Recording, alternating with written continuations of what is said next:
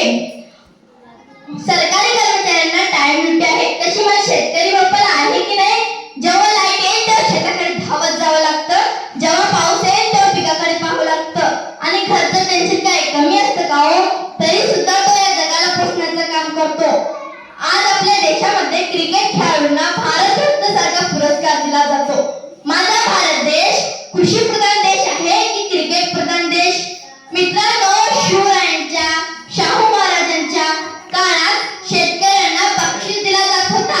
शेतकऱ्यांच्या पेचीच्या भेटाला सुद्धा हात लावायचे नाही अशी शिव आज्ञाच होती. आता चित्र बदललंय. शेतकऱ्याला कोणी विचारत देखील नाही. अहो, पीक लावणी करून काढणीपर्यंतचे काम करून मार्केटला नेईपर्यंत वजन व भाव ठरेपर्यंत त्याच्या मनात एक भीती असते. मी आणि माझ्या परिवाराने केलेल्या कष्टाचा चीज होईल का?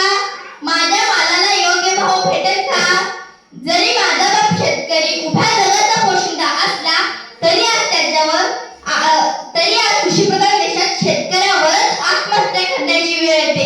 तरी सुद्धा त्याने शेती करणं काही सोडलं नाही. अहो, कसं जगावं या जगाचा पोशिंदा? ऊस कारखान्यात जाऊन 2-2 वर्ष बिल भेटत नाही.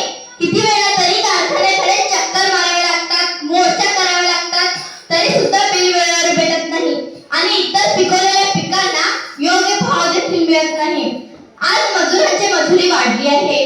खते, बियाणे, रासायनिक औषधाची किंमत दुप्पट झाली आहे. या हिशोबाने तरी शेतकऱ्याला योग्य मोबदला मिळाला पाहिजे.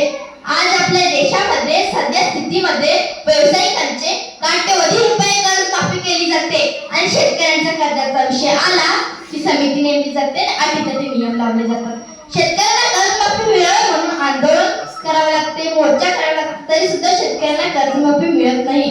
राज्यामध्ये निवडणुकीच्या वेळी शेतकऱ्याला आमिष दाखवले जाते. आम्ही निवडून आल्यावर तुमचे सातबारा गोळा करू, कर्जमाफी वेळेवर करू अशी वेळ काढूपणा केली जाते. माझ्या शेतकऱ्याला नको तुमची कर्जमाफीची खोटी आश्वासने. माझ्या शेतकऱ्याने पिकवलेल्या